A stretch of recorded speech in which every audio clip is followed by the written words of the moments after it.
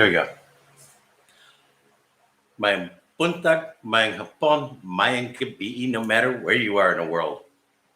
And I'm waiting for the phone to actually tell me. There we go. And I can hear myself, and we're turning down the screen so there's no major echo. But mayang buntag, mayang hapon, mayang gabi, no matter where you are in the world. My original intent was to try and do a walking live stream today, but like most things at this point in our life, it didn't come off as planned. A lot has been going on, and you guys that have been regulars know that we've definitely been struggling with getting life back to normal or some semblance thereof. And then to top things off, my sister-in-law is actually giving birth or gave birth, or however you want to say that. She had a cesarean here a day or two ago. And so life kind of got turned topsy-turvy on that one as well. And her parents came into town for the day and said they're hi, and that they had to go back and take care of some things back in Sabunga where they live. Chana had a doctor's appointment, not yesterday, Monday, but a week ago, Monday. Or she had a doctor's appointment a little bit ago. Days are just kind of, just mixing all in together. But and then Cindy had an appointment on Wednesday or Friday. She had an appointment one day last week, and she just wasn't up to it. And so that one got canceled. And then it was supposed to have been yesterday. And the doctor wound up having to be in and do a delivery, I think. But for some reason, the doctor's office canceled it yesterday. So it's scheduled for tomorrow now. That Cha-Cha, the sister-in-law, went in and had a cesarean section here a few days ago. And that she went in for like it was like 12, 15 hour labor. Wasn't dilating. And they said the baby's heart rate started to slow, and they weren't comfortable with it and recommended doing a cesarean at that point. And so after like 12, 15 hours of trying, they decided to go in and do cesarean. So she's been in the hospital with that for the last little bit. Today, sometime she's supposed to be coming home. And well, home is to here. Originally, they were renting the condo next door, the townhome next door. But for a few reasons, they're going to decided to stay here. And so with her not being able to get up and all of that good stuff, that they didn't want to be on the ground. And so originally they were going to try and do some goofy thing. And Cindy and I said, no. The couch sofa bed that we've got, that was gotten for Mama and Papa, that's theirs. And so Cindy and I got a single bed. One of the Gemelina wood beds that's just a single mattress and or just a single slat bed. We've got the pads for it to give her a little bit of a mattress. And so that's what she'll have. And then Mama and Papa, I guess, are going to take the couch downstairs, and they're going to hang out downstairs. And we finally told Mama and Papa that you guys have been an amazing blessing, and that we'd like to do something for you when there was talk of reopening the movie theaters, that Cindy and I talked about it, and we're gonna just send them out to do a a dinner and a movie for just those two to go out and have fun and be there. Hey David, how you doing today?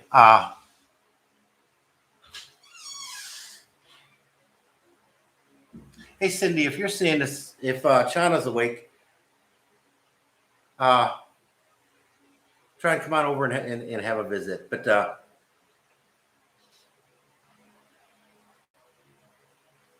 yeah, yeah, I kind of fell off the face of the earth for a few days. Life's gotten kind of going off the rails in a lot of different directions, and as if it wasn't interesting enough already that my sister-in-law came into town and that they had a cesarean, so that's adding a new layer because they're going to be coming and staying here in this condo or here in this townhome for a while. I guess current plan is that they're going to stay here until after the first of the year. That will give them time to do the first checkup. It'll give Cha-Cha some healing time and all that good rot.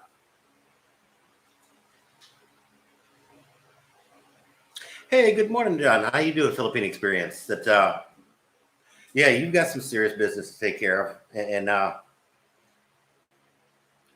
ironically, you're calling that just down the block too. So you'll have to swing back in after you're all finished up. Hey, Steve, how you doing today? This is our Philippines. Where are you at? For you, that's a legit question. Just kind of trying to catch up with everybody what's been going on and giving my deepest apologies. I have not been as regular and dedicated to the channel as I normally am and had been for quite a while. Oh, very cool. You're probably in, depending on where in Ohio, you're probably in pretty deep snow. Yeah, John, those interviews shouldn't take that long. I'm thinking 20, 30 minutes tops. But it's the Philippines. Who knows? That one may take 10 minutes, one may take 2 hours. But there's a real good chance we'll definitely be interested to hear the results if you have them.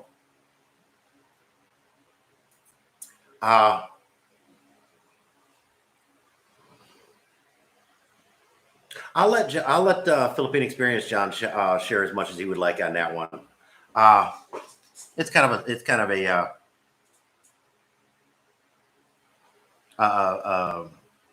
tight knit group, so that's pretty cool. But so you're in Southern Ohio. You're closer to Kentucky there.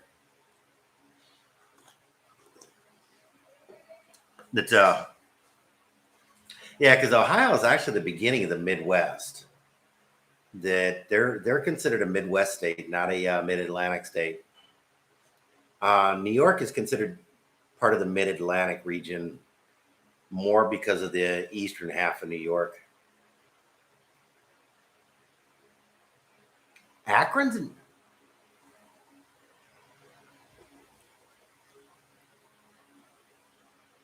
now you're trying to make me do geography, and that's even. I was thinking Akron was kind of like right here in Ohio. You're saying it's up in here. Ohio's not my big geography. Yeah, that put it okay.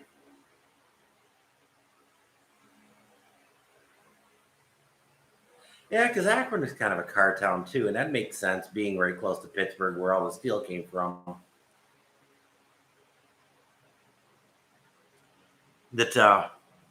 Yeah, John decided to do the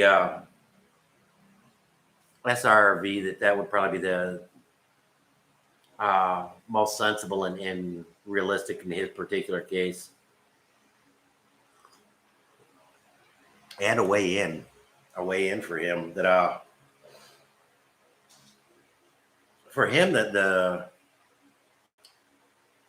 the quarantines weren't as big of a deal, but the just not being able to get in, you know, not having the permanent resident was the biggest challenge on that one. Uh,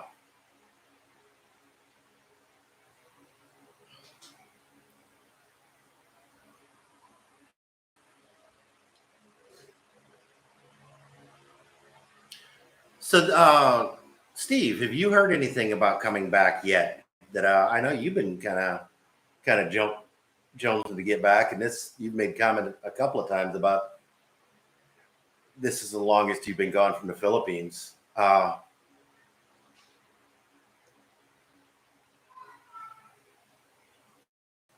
Hey, Miss Cindy, that Mrs. Cindy, if Chana's awake, would you mind swinging over?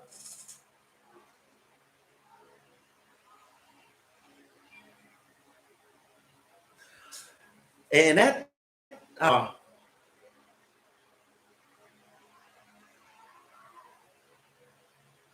yeah, this is our Philippines, and that.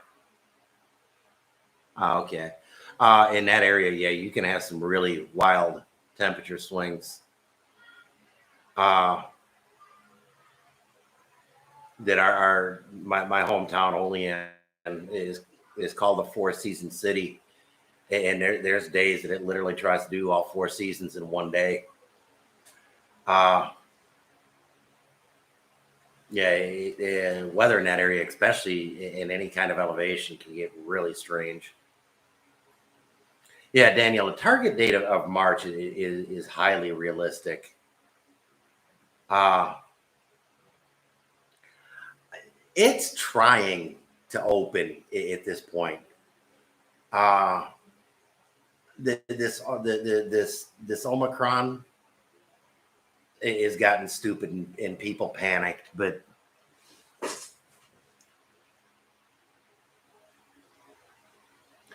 uh, it's looking to be this Omicron is just a freaking cold. Uh, there's 7 major strains of the coronavirus. 4 of the 7 are the common cold, are just forms of the common cold. 3 of the 7 are more severe. One was that SARS-CoV-1, SARS-CoV-2, which is what we're dealing with. Uh,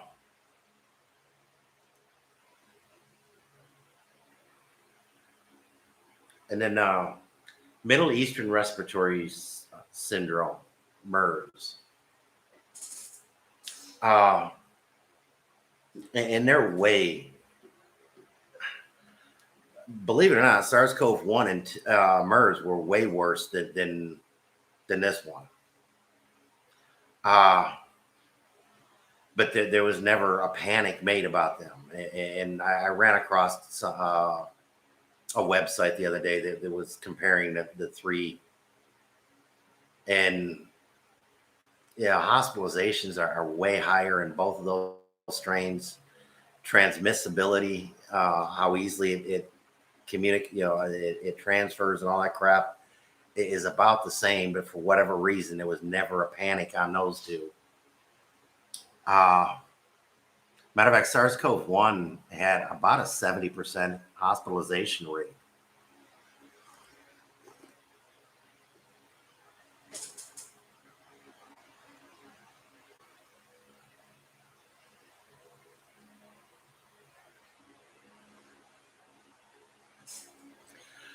Steve, you may be coming back just as we're getting ready to go. That's actually about the time frame. May, June is when we're looking to go back to the States, depending on circumstances.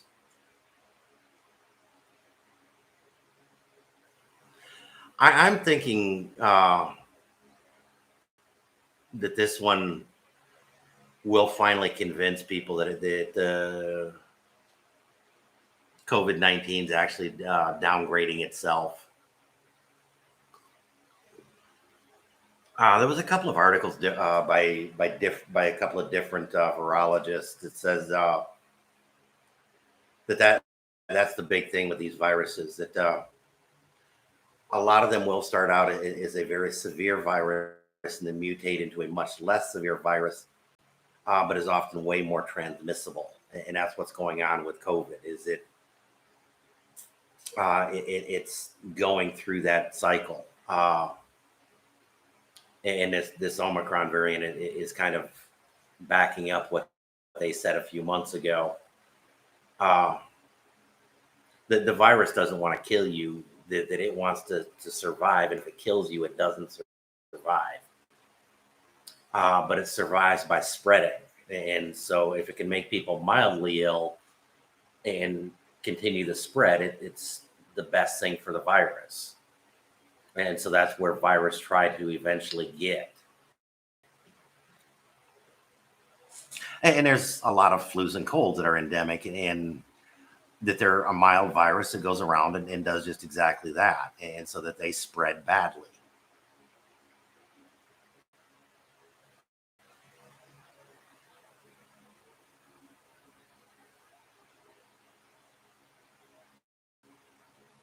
Oh, that'd be a very cool thing to go to, Steve. That would definitely be a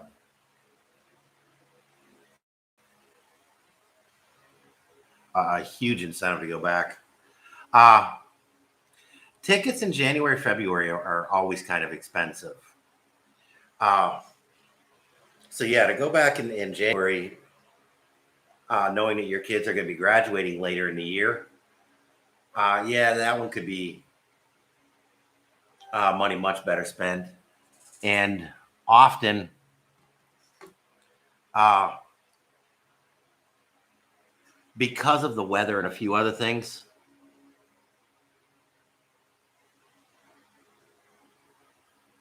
uh,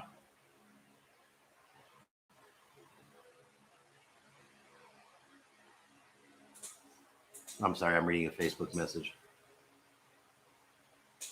Okay, sorry about that.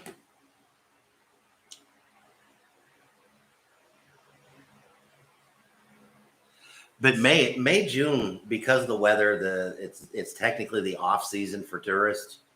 Often you can get some smoking deals coming out here. January, February is considered to be peak season for tourism. So basically, from November until the end of February, tickets are tend to be kind of pricey. From November until after the holidays, they are extremely pricey. After the holidays, they're still kind of expensive.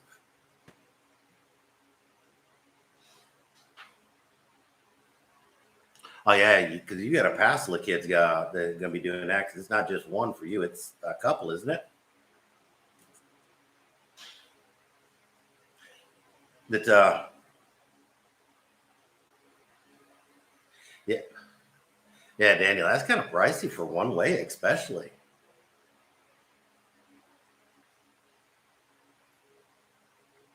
Now, are you doing the you're doing the nonstop San Francisco to Cebu, correct?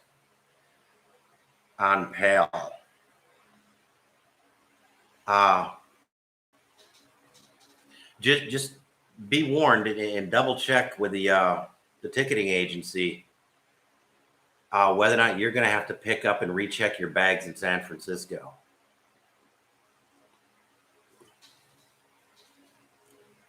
Uh,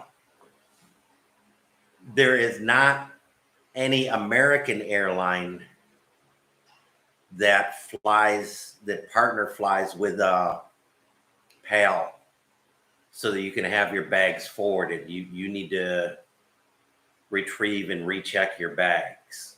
That is the one drawback to the PAL to doing the PAL from the U.S. Uh, it can be enough of a headache. I know a couple people that do it that they like that they like the nonstop. And even when it was to Manila, that they would do the nonstop to Manila. But both of them had people that they stayed with that they just drove in or flew in, a day early, collected their bags, and then went back the next day.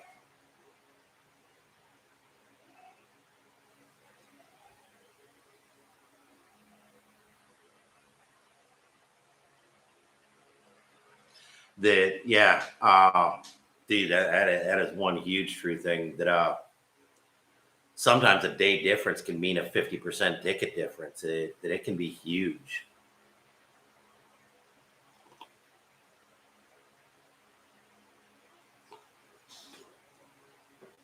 Oh, okay, yeah, that's way more than enough time. Uh, the biggest hassle,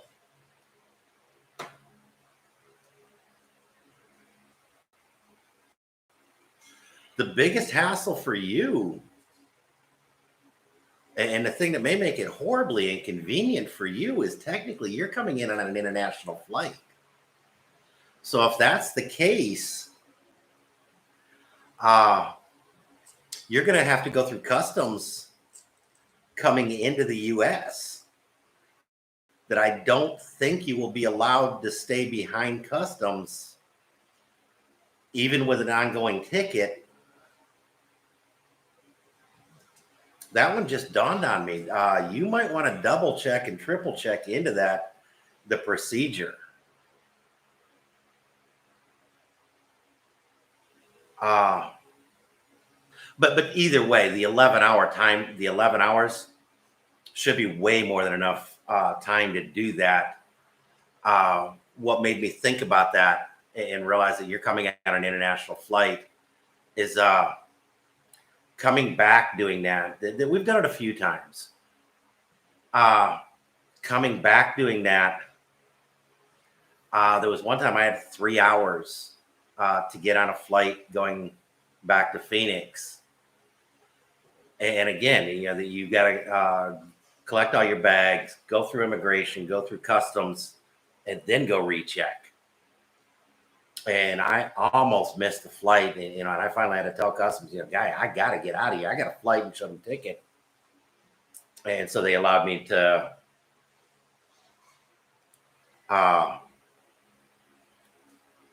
to go to kind of skip line. But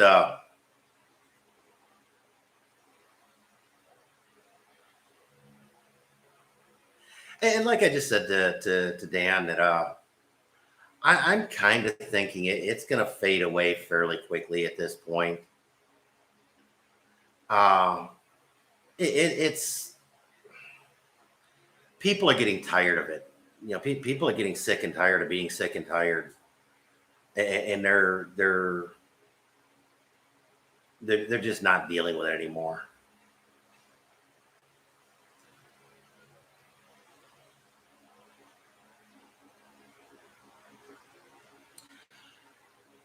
On San Francisco's airport, I'm not sure.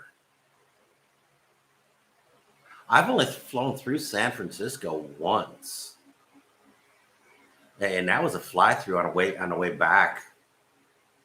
And we had a connecting flight, so that we just grabbed bags, went through customs, and dropped them on the customs thing, so they went back to the right people. Uh, so that one wasn't a big deal at all. Uh, but yeah, I don't know.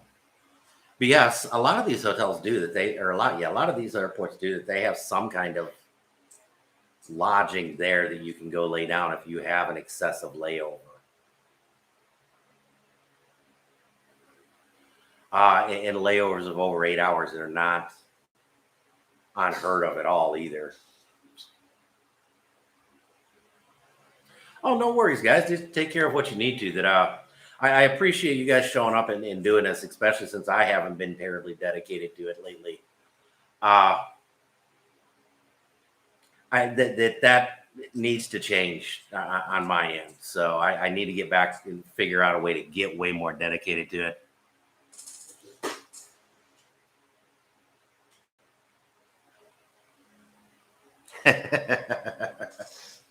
uh, yeah, the malls here in Cebu, uh, that they're getting packed again. You're starting to see even the kids' playlands, the daycare for the kids, or whatever you want to call it, the kids' playlands where you can go drop off the kids and go do your shopping.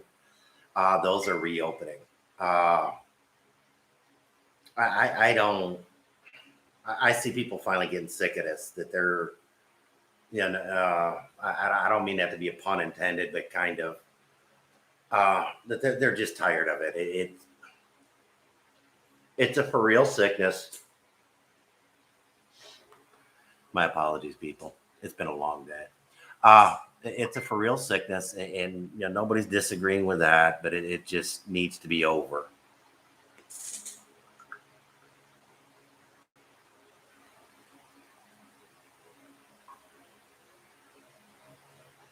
Oh, Cindy gets priority over you guys. She sent me a Facebook message, so I wanted to see what it was all about. Sorry for this. Oh no worries at all. No worries at all. Love you. That she's asking me for a Lazada order. It's not just me that likes Lazada. Now, Steve, the one thing that they have talked about going down here in Cebu, and the more I'm seeing about it, the more I'm guessing it's just Cebu City. They are talking about a after the first of the year to be out, that you're supposed to have a vaccine card and quarantine card and all this other good crap. Have all your cards in order. And I was talking with somebody else about it, and they're saying they're kind of picturing it as a bargaining chip that they're doing to try and get a lot of these people that are on the fence about getting vaccinated to get a vaccine. Because right now, if they did it, there's less than 40% that are vaccinated. So it would again cripple businesses and stuff like that. The business owners aren't dealing with it anymore. It's starting to affect the bottom line here of a lot of the very well-to-do too, and they're definitely not liking that, and they're looking to get it back open. And with them looking to get it back open, they've got government's ear in such a way that the common person doesn't. So hopefully it will be just exactly like that, and it'll be just something that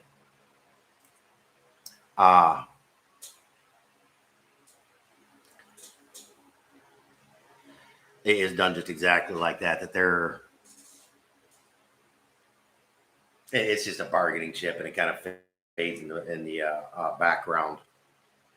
And that's just it. That a lot of people are that. The other weekend, we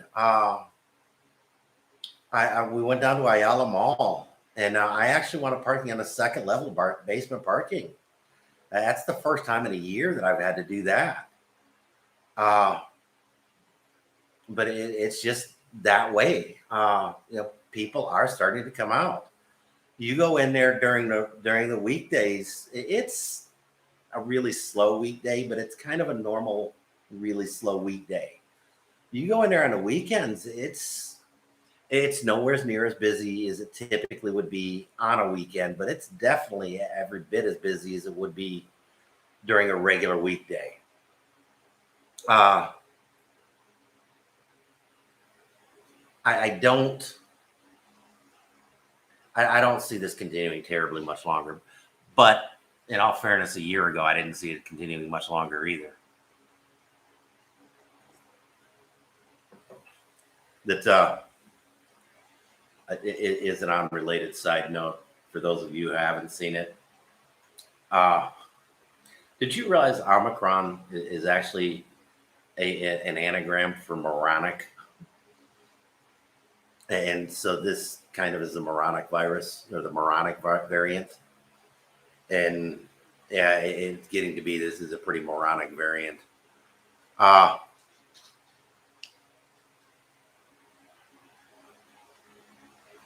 and that's what a lot of people are finally complaining and pissing and moaning about. It is, for all intents and purposes, there's no benefit to getting the vaccine. You still have to quarantine. You still have to be tested every time you go somewhere. You still have to, you still have the potential of getting it. You still have the potential from dying from it. What's the benefit to getting it? other than saying I did the government told the thing the government told me to do. I got my quarantine or my shot. Uh, this is eventually going to have to go away, and I think it's finally reached that tipping point that it's going to go away.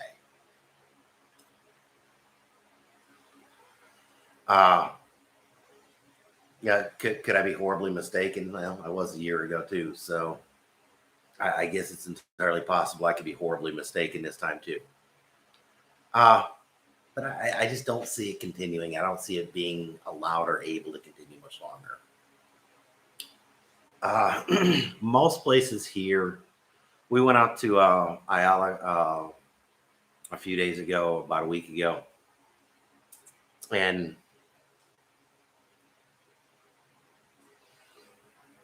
we went to Kenny Rogers Roasters, and there was no one asked for quarantine card or anything else, or vax card or anything like that. Yeah, even in the restaurants, nobody asked for them. The haircut video we did a little bit ago, that they've got a sign up that they're open to fully vaccinated people only, but nobody asked for a card, and Papa and I never offered one up either. Papa and I were at a McDonald's the other day, a couple weeks ago now, and they asked for one. Oh man, I forgot it in the car. It's okay, don't worry about it. I forgot it in the car. I can go get it if I have to. And that they okay, here's your food. Go sit down. Just go over there. Go away.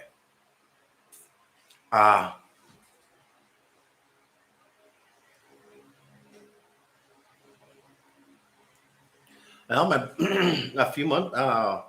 couple months ago, my brother-in-law, that when he was trying to get on a freaking ship, he finally did manage to get on a ship. Was talking with the water guy that he's actually retired chief engineer. That I guess is a place off of Indonesia.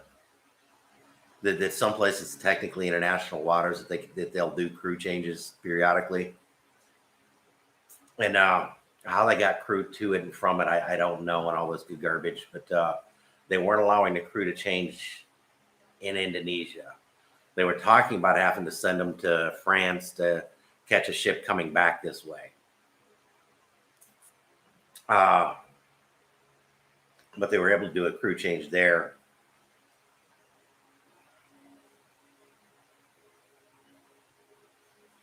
And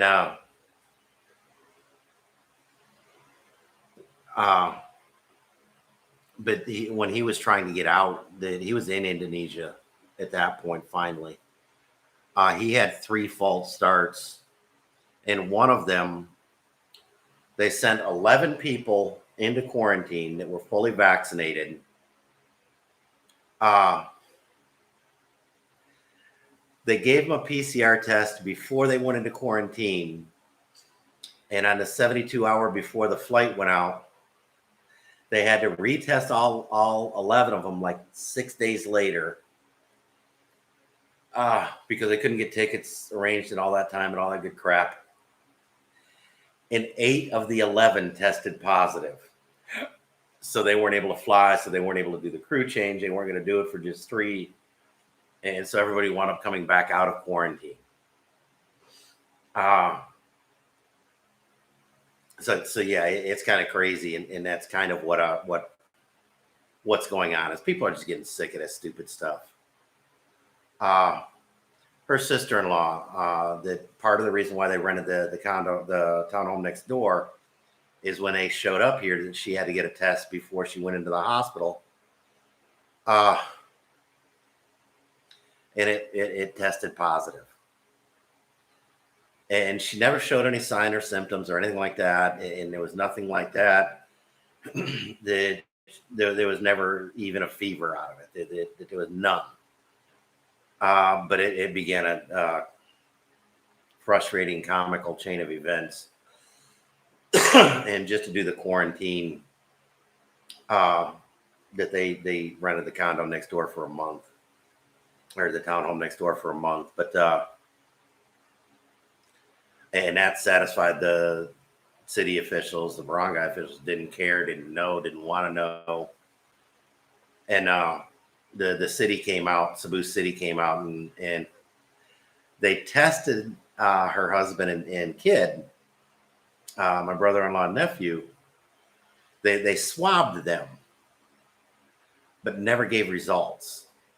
It was supposed to be one of the 24-hour thing that they'd know within a couple hours, and they called back at the end, the next day when they still hadn't heard from them, and they said, "Oh, we're going to do the other test. We're going to do the other kind of test. It takes 3 days."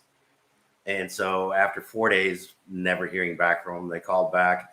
"Oh, we still don't have those results back. Don't worry about it." And so they called back a couple days later. We're not sure where those results are. Don't worry about it. Don't worry about it. Just we'll contact you. And at the end of the 14 days, they came out and just you served your quarantine. And so I'm kind of thinking that they never did the test. They never did do the test. They didn't even want to take a chance at having another positive test come up. For the last week or so, the entire country has been in the low triple digits. They've been 500 or below, or around 500. Cases, new cases, countrywide. It's dying off. It is finally going away, and hopefully, people in general are realizing it's going away, and accepting that it's just that it's going away. It's gone away, and there's no problem. Yeah, in the U.S., I'm seeing, talking about your training drivers, and that you've stayed in a bunch of hotels and never been asked about a vaccine card. A lot of hotels, a lot of stuff back there that they're over it. And these vaccine mandates that are coming out, they're getting blowback from everybody and their brother. And other than a few key liberal states, the vaccine, the masks, all this crap is just old news. Go away, leave me alone. And even the courts are going with it's silly, no more. And that there's been restraining, or not restraining, but they've been told no, they can't enforce them yet.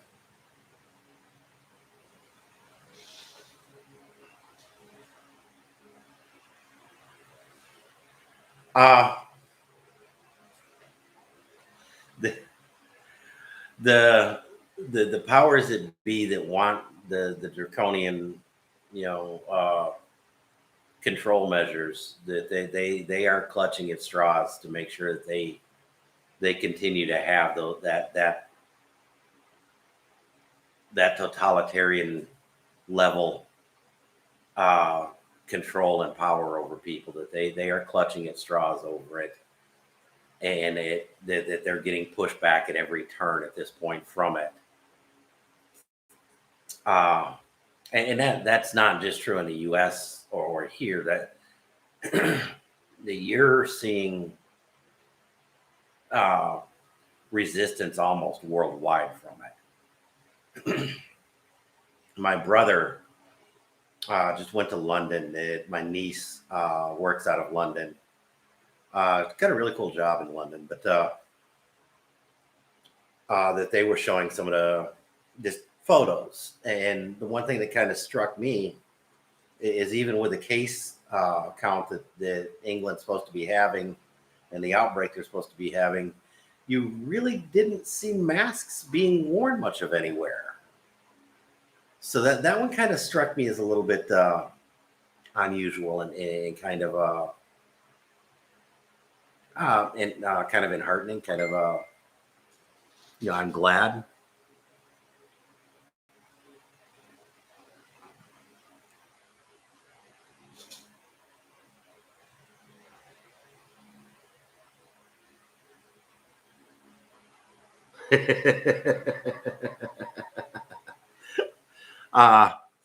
This is our Philippines just sent a cute meme. I'll have to post that on our Facebook page if you don't mind. That one's cute. Uh,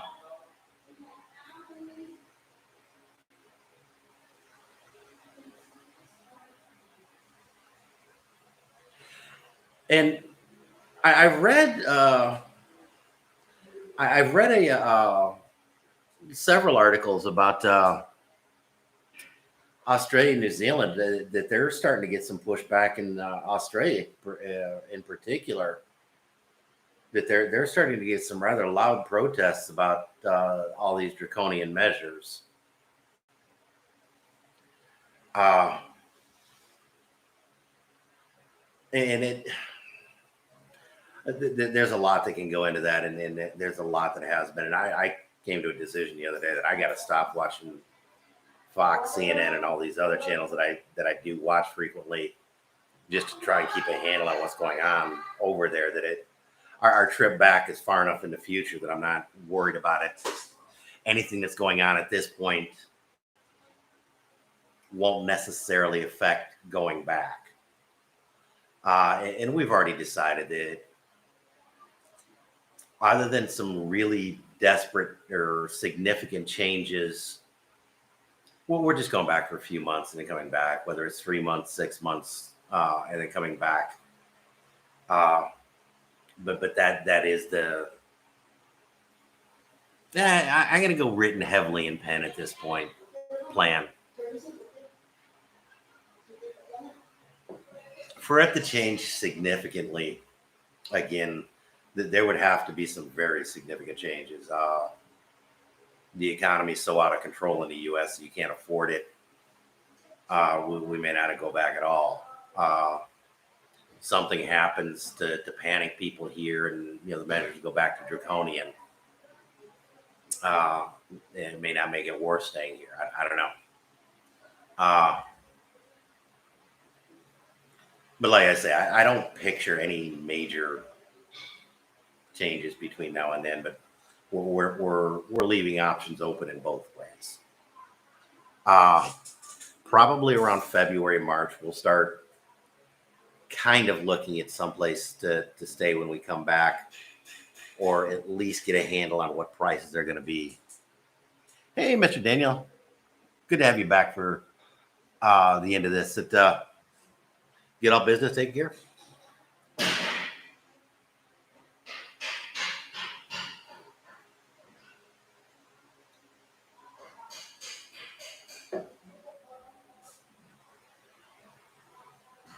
That's no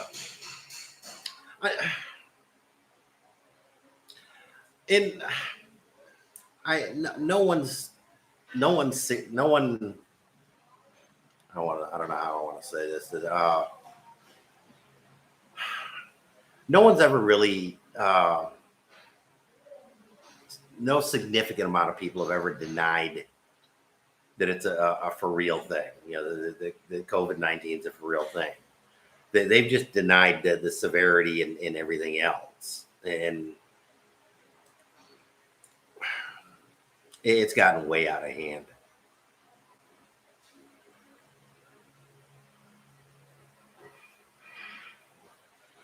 And this is our Philippines. That these worldwide travel restrictions. Hey, we have got a guest. We have got a guest star today. The guy is here installing the bed. Oh, okay.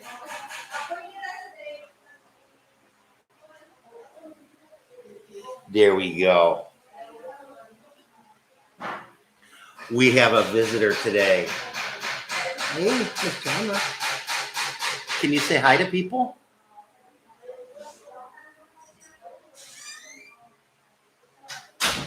There we go. It's getting a little noisy. That bed that we talked about being set up is being set up over there. Okay. She's staring at all the lights and everything rather intently. She kind of likes it. Okay, I'll feed you. Oh, okay. You want to join Papa there? No. Can you say hi? Hi. How about we'll stay as long as I'm comfortable with it. When I start fussing, we'll get going. How's that? If you want to sit, there you go. You can stay. Okay, hold on. Yeah, her chair when she's not here. Oh, somebody's kind of tired. She's actually hungry. She cried a while ago, so I'm glad she's not right. Hi, Chana. She's getting to that age to where Hi, everyone. Oh my God. Make sure not to open the door because Mama will see it. Or Nanay will see it. I'll close it. Make me nervous. we do some things with Chana that Nana is not entirely comfortable with. Hi, everyone. She just look at the. She is staring so intently at the screen on there. I don't know if she realizes. I don't know how much she sees and realizes, but if there's visual stimulation for her, she is intent at this point. Say hi. Hi. Can you wave hi to people? Huh? Hi. Wait until I know, and then I will be like a talker, like Papa. Yara says she looks just like me. Yes, I told you. For some reason, people say she does, but She's actually a combination. I've got She looks here to here. Chana looks the like hair this. is definitely Mama. The hair color is definitely Mama. Here you go. No, The eye color. it's yours. Mix. The eye color it horribly varies. In the right lighting, she's got the dark brown eyes. But if it's In the right lighting, you can Green. kind of you'll swear up and down they're either light green or blue. yeah, And so I'm not entirely sure where her eye color is gonna change. of course the Light. skin is yours. White. But Cindy says that her skin tone, that even as a kid, that Cindy's skin tone was way darker than John's. So she may be a really light skin. So that would be a very, very culturally very good thing here. Yeah. But the nose is still the little Mama. Cindy nose. Uh-oh. And the chick. Somebody's filling up a diaper. Okay, yeah. No, we're good. Sit. I don't mind. Are you sure? You might I collapse. am positive. As long as it stays in the diaper, I'm good. Overflowing yourself. When my son was young, I can skin a buck. I can gut animals and stuff like that. It doesn't bother me in the least. To handle poop of any kind, not happening. I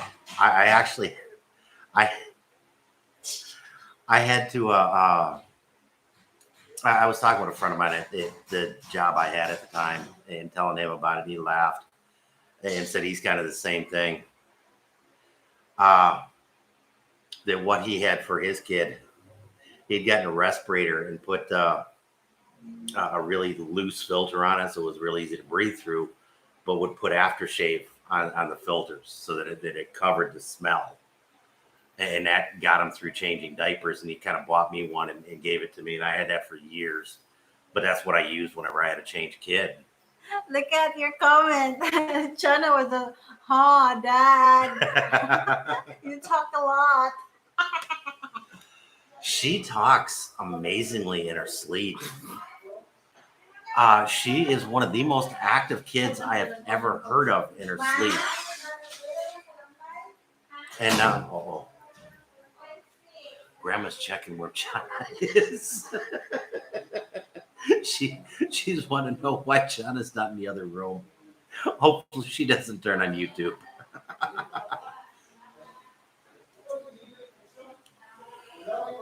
Daniel, I don't think I've ever seen a blue-eyed Filipino. But there again, if I would have seen somebody with blue eyes here, I would have assumed that they're a Westerner too. So. I'll open the gate. Uh-oh, somebody's fading fast. That yeah, Chana can be asleep in mid sentence. She's definitely her mom's kid on that one. Uh, the uh, there's been a couple times that by the time I've picked her up, she was sound asleep. There's been other times that by the time I set her down, being sound asleep, that she's wide awake. Uh, but yeah, when she's sleeping, she'll be chatting a mile a minute and just moving all over.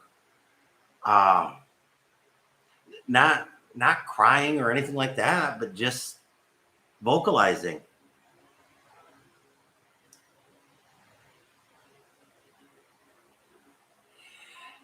And it's entirely possible. Back in Phoenix, a friend of mine that he's Hispanic, he's Mexican. Matter of fact, he was born in Mexico. Uh, but he's one of these Mexicans that is definitely native Mexican. That he is very dark skinned, very dark eyed. Uh, that if it wasn't for the straight hair, you'd say he was black. Uh, but he was always joking around with me about he's got cousins that are blonde haired, blue eyed. And there was one weekend he invited me and my ex and kid over to his house for a barbecue, saying he's got some friends, some relatives he wants me to meet. And went down, and there was these people that I would have said were freaking Norwegian. That they are light skinned, blonde haired, blue eyed, the entire family like that. And he said that they're cousins of his. That for whatever reason, that particular family line. Hey, David, it was definitely good having you here. Yeah, she's Okay, I'm gonna go. Bye bye. Tell everybody bye bye. She's She gave everybody a goodbye smile. Wait. Whoop, whoop, whoop. There you go. Oh, bye bye everyone. Oh, that was impressive. Good job, Matt. Thank you. That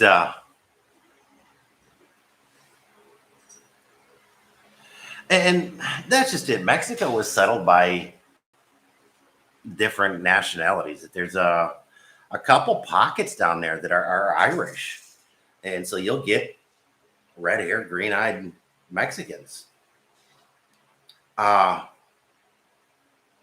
it's the same in the Philippines. That there's different pockets of different people here. That most Asians are darker, dark hair, dark eyed. And predominantly Hispanics tend to be, Spaniards tend to be dark hair, dark eyed, but there's some Spanish that are very light skinned. So, and back during the colonial days, that you got people from all over the world that wound up getting part of the Spanish fleets, anyhow. So, worldwide, we're such a mixed conglomeration that there's all kinds of things in that woodpile. Go back, you go back deep enough in it. And that's a big thing that a lot of people don't recognize is that if you go back in anybody's family line deep enough, you're going to have some amazing surprises. We stumbled across a pretty complete genealogy for our family from the Rowe line, and there's some really interesting characters that are scattered throughout the family history. And it was one of these genealogy people that did I don't know what they call them, these shotgun genealogies that they trace every line back, and that they had some really interesting characters that were deep shirt tail kin, but they were definitely blood relation to you, even if very dilute blood. But so yeah, to have a throwback to a blue haired, a blue eyed, yeah, I could see that. Uh, Supposedly Cindy's mother's family is Chinese. That they come from the Fujian province. That yeah, when she told me that her family was Fujian Chinese, I I I had to do a double and triple take on that one. Uh, I thought she was kidding me. I thought it was a joke about the Chinese, and I didn't realize that there actually was a Fujian province, Fujian province. Uh, so I just yeah no. But yeah, according to Cindy and her mom's family are Chinese ancestry. And here in the Philippines, the Chinese, the Middle Easterners, the Spaniards, pretty much every freaking place in Southeast Asia has been here. So yeah, that the Philippines is kind of the melting pot of the Eastern world. In that sense, it's remarkably like the U.S. That uh, the Philippines was settled by people from all over the world, which makes actually a really neat history and culture because of that. And you can sometimes see cultural traits of other cultures here, and that's really cool. Other than Spanish or native Filipino. Uh, hey, John, how you doing today? I'm glad I hung out because actually I was getting ready to go right after Chana did. You did miss Chana that she came and made a guest appearance for about 10 minutes. That the bed we were talking about was getting set up, so I'll have to go check that out in a minute. One of these days I'm going to actually get and do the remote camera that I want to do. That was actually going to be my question as well. So, John, how did that Philippine experience? How did that interview go? Uh, Other than expensive, any good results? Or do you know anything at this point?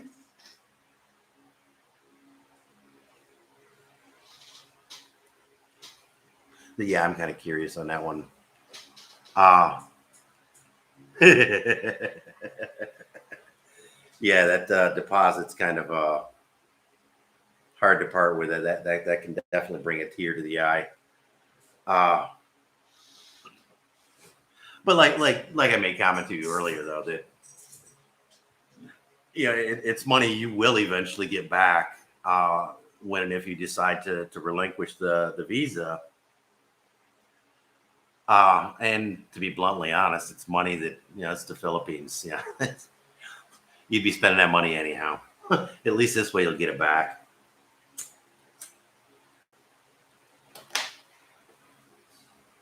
My apologies. It's been a morning. Oh, very cool. So you might be. There's an outside chance you could be here just about Sinulog.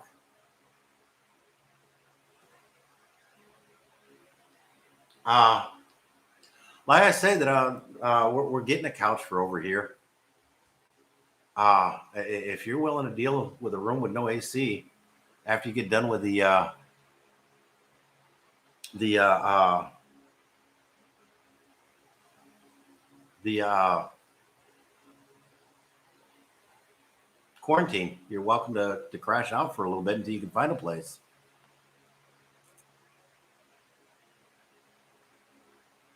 Now, Steve, this is our Philippines. In lieu of a deposit, they have an investor's version of an SRV.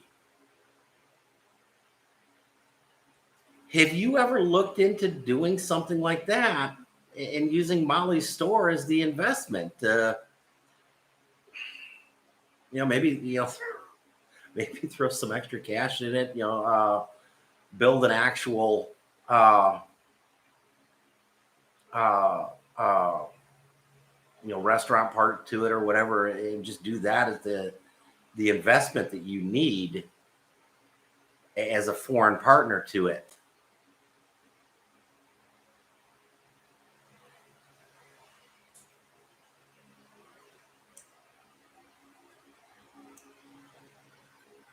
Oh, 6 weeks before you can head to Cebu, and then 2 months after 2 months after you get here, it'll be finalized.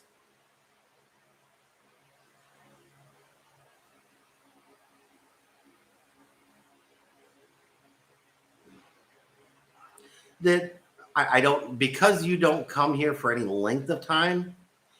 I think you might be right. That typically it would be a good thing for just to come in and do the visa on arrival. But if a situation ever like this ever came up again, that might be a way for you to get back more regularly.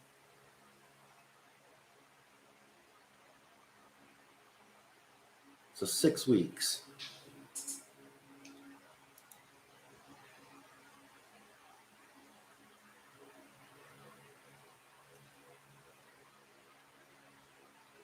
Yeah, potentially you could, if you ran right on time, potentially John, you could get here for Cinelog. Not that would be a huge deal or a good reason to come, but and airline tickets right around that time are kind of pricey. So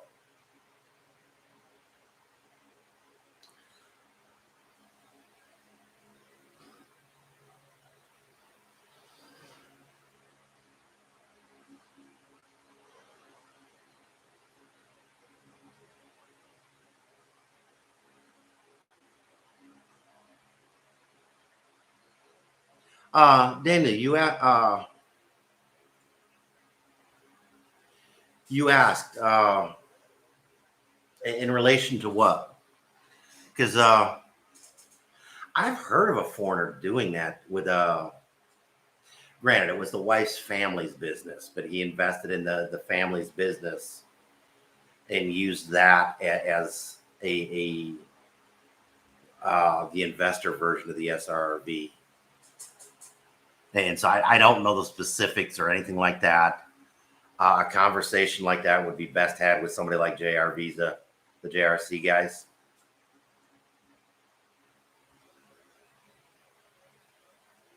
Uh, but I do know that there are some creative workarounds to most solutions, to most issues here, and uh, that Filipino engineering is every bit as good as redneck engineering, and that they are often creative in coming with workaround solutions.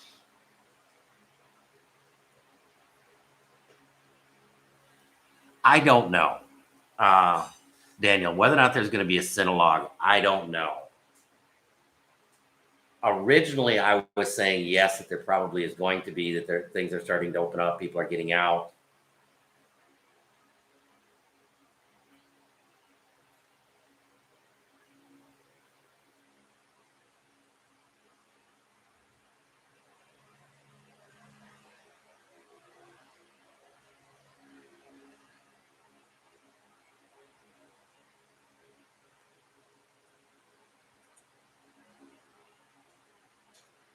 That But with the mayor, the new acting mayor, coming up with this vaccine card, I'm not sure. But there again, if there's a Cinelog and it allows, the things are allowed to be open, as long as you check their vaccine card, I can picture a lot of businesses just, oh, I didn't have time to check theirs. Don't worry about it. So I don't know. I don't know. I'm gonna play that one by ear. But there again, like I say, I can see that entire policy just by falling by the wayside too. So, yeah, because I knew on an existing, like house or something like that, you weren't going to be allowed. But Molly has that store, and you also do an eatery out of that store. And what I was wondering, and might be a feasible idea, or at least something to hit up JRC or somebody that would know the correct answer, is whether or not you couldn't go in and say, well, I'm going to be building, that I'm going to be financing the build of a restaurant addition to the store, so that you're actually making an additional investment to the store, but it's something you would probably do anyhow. And because it's registered, it's a registered legitimate business, it might fly. It might fly. It's like, Daniel, you may not have been able to do it using the house, but you may comment that you got some relatives that own one of the fuel stations over in Dumenhoog or something like that. Over in Dumenhoog. Like if you invested in their gas station to put a sorry store or something like that, a legitimate store that's registered and all that good garbage, they might look at that as a legit investment, even though that it's an investment in a family property, in a family's business. That I know that one of the people I was chatting in one of the forums, that's what they did a while ago to get an SRV visa in lieu of a 13A, that they for whatever personal reasons, they felt the SRV was a better deal than the 13A. And the family had an investment that they could make and work with.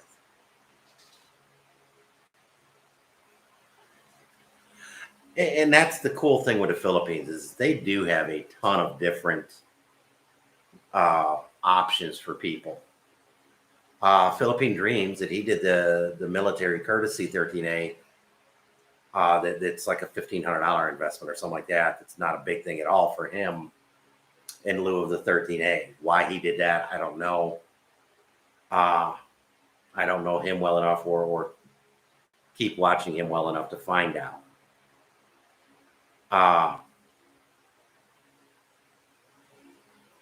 And the 13A is great for my particular circumstance. The 13A was outstanding. The biggest thing I'd recommend for you to do that worked out well for me is at least for the U.S., and I think we've had this discussion before, that you said that they're not doing them at this point. So I don't know. It may have changed. But it was a lot easier for me to do it in the U.S., both expediency and they got me counting Filipino style. Both expediency and the fact that when I arrived here, it was automatically a permanent resident. It was not a 1-year conditional.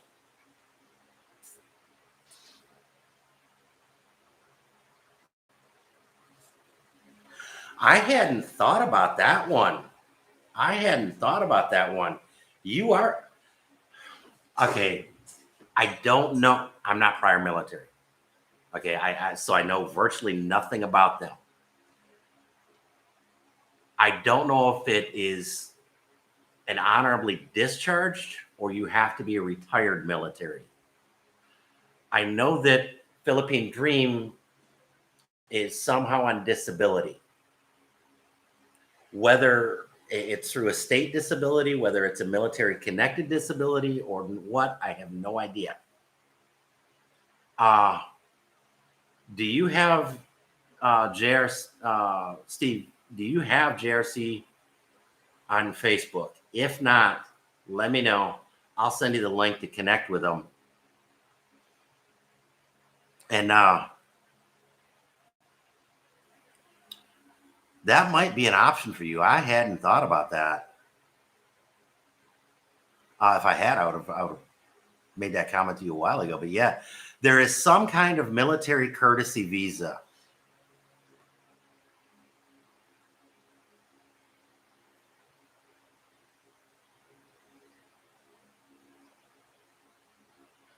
That as long as you're honorably discharged, it would quite definitely be worth looking into.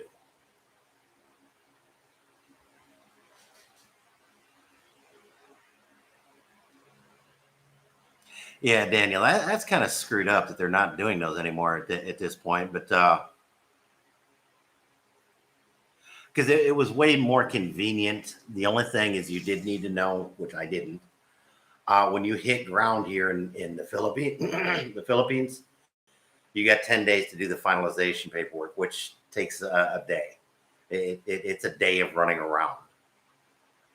In Manila, it was a little bit easier because the Bureau of Quarantine and all that crap is right there.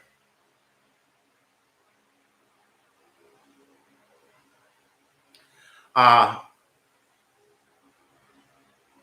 will get you. I will send you the link to JRC Visa. He's really good, and he does know all of this crap. I've just got vague ideas about it. He knows the specifics. That is his gig.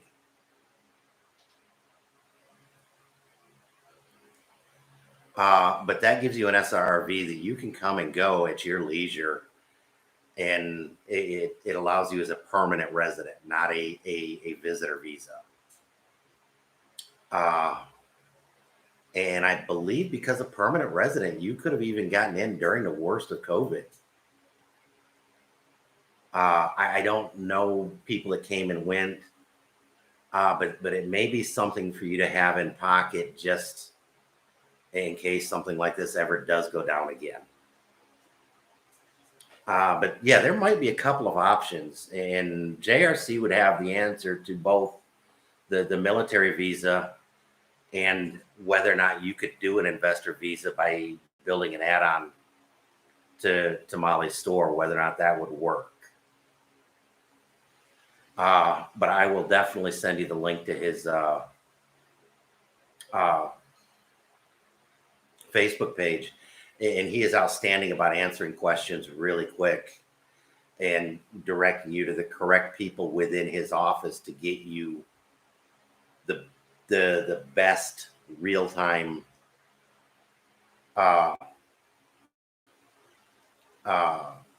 answers. And because this stuff does change so dramatically quickly, that is one advantage to him, is he gives you real-time answers, because not only does he do it, he has a staff of people that are able to do this stuff. That we actually approached him about doing an NGO here, and for a couple of reasons. We went with a friend of Cindy that set up a couple of them, that set up several of them already. But I just saw that it's like an hour and 15 minutes that I've been on here, and I kind of want to go see this bed, and we got some things that I do need to get taken care of. So I'm going to check this stuff out. I'm going to forward you that link. JR is great about replying to that stuff. He usually does it within a few hours. If you shoot him the questions now, it's just before noon here. So he should have you an answer before the end of the day, before you get up in the morning. But from Toad Chip Compound, mabuhay.